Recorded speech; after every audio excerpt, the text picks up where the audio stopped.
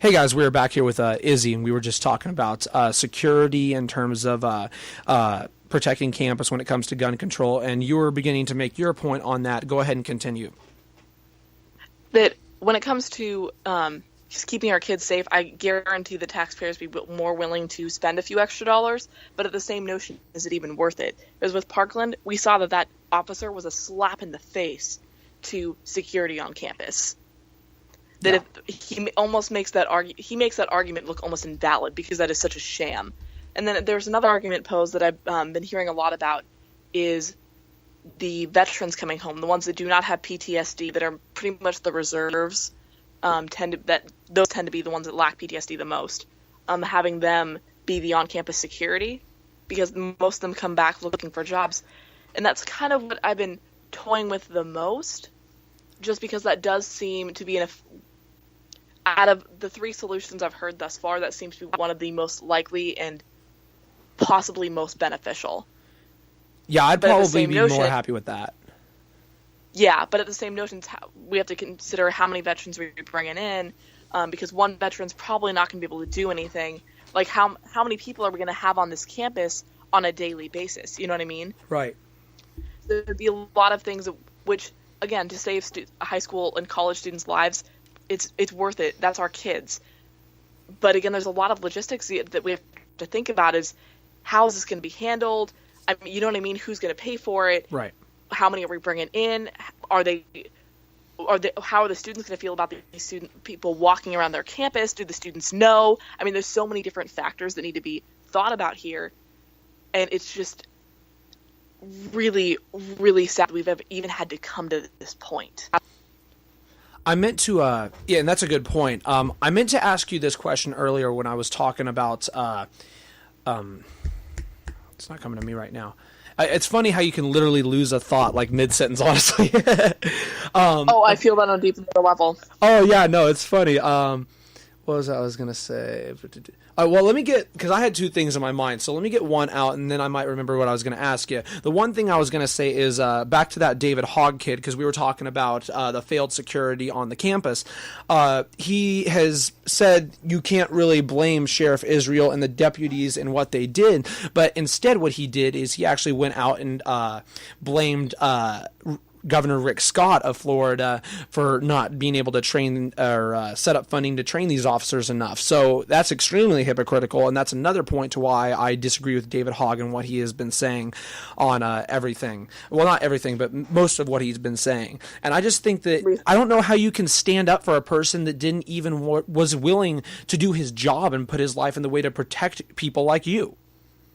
You know, I will 100% stand up for police officers and what they do for us, but I will not stand up for a man who is cowardice and lets children get hurt. I mean, that's not about training. That is about who you are as a person. Right.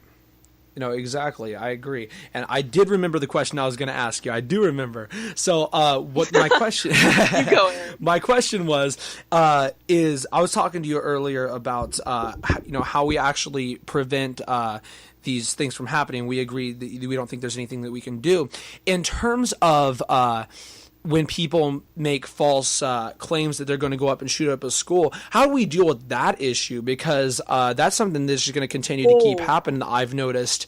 And how do we separate fact from fiction when it comes to real-life society and something that is a serious threat? See, that brings me back to mental health. I do think that's something, and I think mental health and guns themselves need to be talked about in schools. I think that the weight in which they carry needs to be talked about in schools. But when it comes to fact and fiction, I honestly think that out of safety precautions, I don't think there's going to be a real way to discern. I think both are going to have to be handled as if they were factual on a macro scale, and obviously that causes some problems, but I don't, because it really comes down to the individual situation and scenario. But yeah, no, I think it has to be handled on a factual basis, even if it's not, because I think for a while a message needs to be sent. But then at the same time, we spoke about the Lego incident. You know what I mean? Right. Like, it's, oh. No, it's a tough one for sure. I think it is a case by case basis thing, and it depends what that person is trying to showcase with their threat or whatever. Regardless, there needs to be at least some intervention for the kid, I think, regardless of what they say in terms of the threat. Yeah. But I agree. And education really needs to be pushed about this. Yeah, exactly. It's something that definitely needs to be talked about more in education, and it's not. And I think that's just something that isn't good. I wanted to go ahead and get into the next thing here in terms of gun control. Trump had a meeting with some lawmakers a couple of days ago. Feinstein of the state proposed a bill that would raise the age of assault weapons to 21. She even flirted with the idea of banning them outright. And Trump said he would take a serious look at it. He didn't just say that. He said some of these things as well. I'm going to play this video from Fox News for you guys so you can hear what he said. I'll try to turn up the audio as loud as I can. All right, here we go. So today we're here in a bipartisan fashion to show leadership in an effort to end this senseless violence. I think it's time. It's time that a president stepped up. Here we go. All right. So I guess this isn't the right video. I was hoping it would actually show what he was saying, but it doesn't look like it is. Let me see. Yeah, he is. Okay, sorry. Let me go back here. Here we go. You won't have to worry about bump stock. Shortly, that'll be gone. Yeah, he's talking to Jeff Sessions about that.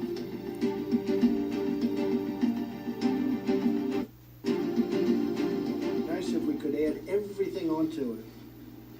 And maybe you change the title, all right? The U.S. background check bill or whatever.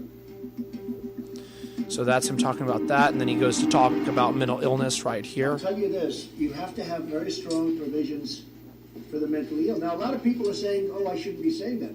I'll tell you what, I don't want mentally ill people to be having guns. And that's pretty basic. So this is his arming teachers comment coming up right here. Ever happening, because they are cowards, and they're not going in when they know they're going to come out dead. They're not going into a school when they know they're going to come out dead. All right. Let's see.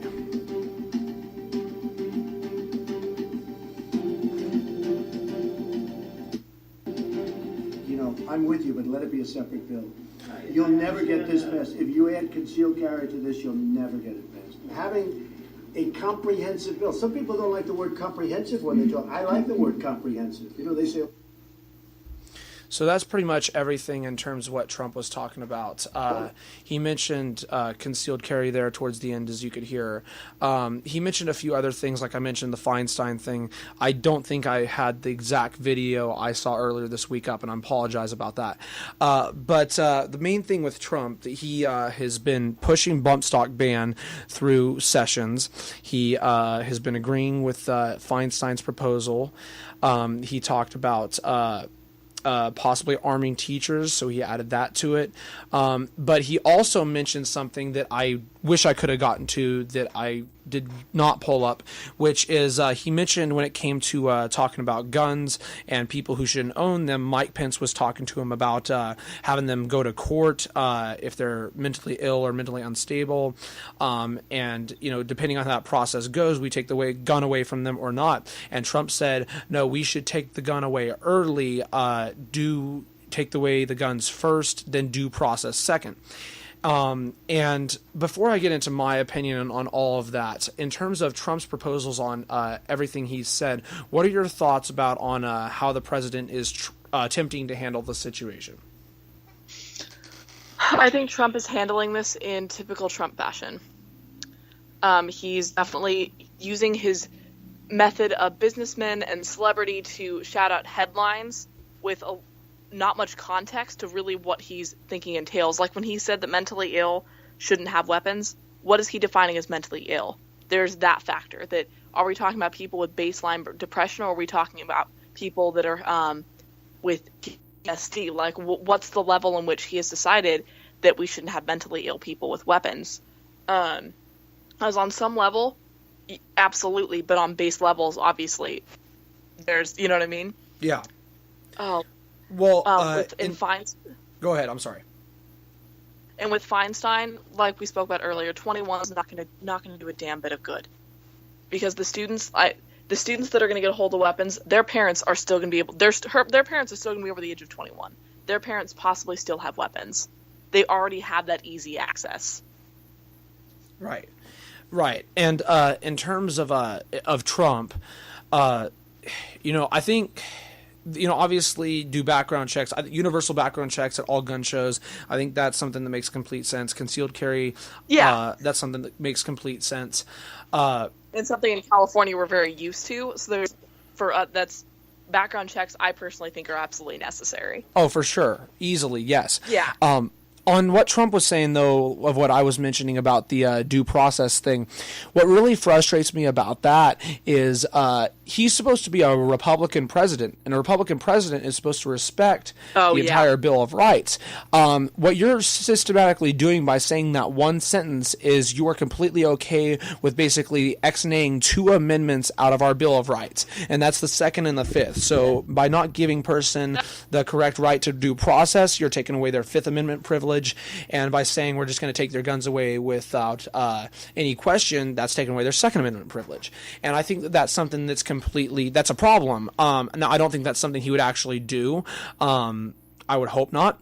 But for example, the NRA came out and they suggested Trump might retreat from gun control. So this is from earlier today. So the top lobbyist for the National Rifle Association claimed late Thursday that President Trump had retreated from his surprising support a day earlier from gun control measures after a meeting with NRA officials and Vice President Mike Pence in the Oval Office. The lobbyist Chris Cox posted on Twitter after 9 o'clock that he met with Mr. Trump and Pence, saying that we all want safe schools, mental health reform, and to keep guns away from dangerous people. The president and vice president support the 2nd Amendment, support strong due process. Well, we'll see about that, and don't want gun control. Yeah. Mr. Trump tweeted about an hour later, great meeting in the Oval Office tonight with the NRA. Sarah Huckabee Sanders, White House press secretary, declined to provide details about the previously unannounced meeting. Spokeswoman for the NRA's lobbying arm, which Mr. Cox leads, did not respond to further requests for further comment. And that pretty much sums up that story. So that's the thing. A lot of people have said, actions speak louder than words. So will Trump actually do anything about it? And like you said, he's handling it in typical Trump fashion. He's trying to respond to the public outrage to where he's not going to get killed by all mainstream media. But at the same time, does he actually mean what he's saying there? Does he actually mean something else? And that's the thing. Even a year plus into his presidency, Trump is still a giant question mark when it comes to many issues. So, you don't know what he's going to do. Personally, I think that Trump will try to get universal background checks. I think he will try to ban bump stocks. But besides that, I don't think we're going to see much happen, and we're just going to see tons of division. And in about 2 weeks' time, there's supposed to be a march across the country called the March for Our Lives, which is everybody talking about gun control and everything like that. And I think that it's just another social justice platform to try to bemean Trump and everything. And, Trump's in a tough predicament here, but I think he could have handled this a little bit better. I think he could have too, and I think that's something we see with Trump a lot. Is there's a lot of instances that happen, especially on a social justice level, where we all say that he could have performed better, he could have responded better, and I just really hope that with this instance, and again, not all the things that are being pushed in regards to gun control I agree with. There's some that I do. Universal background checks, absolutely. And, and also you and I are a little biased. We come from California. We have one of the toughest gun regulation states in the nation. For sure. So we are going to be a little more okay with universal background checks. But I do personally think that background checks are vital. With the world that we live in now, we have to take things more seriously. Things can't be just so easy to get access to. And in regards to the March for Our Lives, I really hope that Trump takes notice and takes watch, and maybe responds to that in a way that people would find comfort in. You know what I mean? Yeah, no, I agree. There's a couple more stories I want to talk about. One more that involves Trump, and then another one. We're going to get away from gun control here. We're going to do one more part, and then I'm going to have another person come on the podcast here in a little bit. So I will be right back with Izzy for our last part. Stay tuned.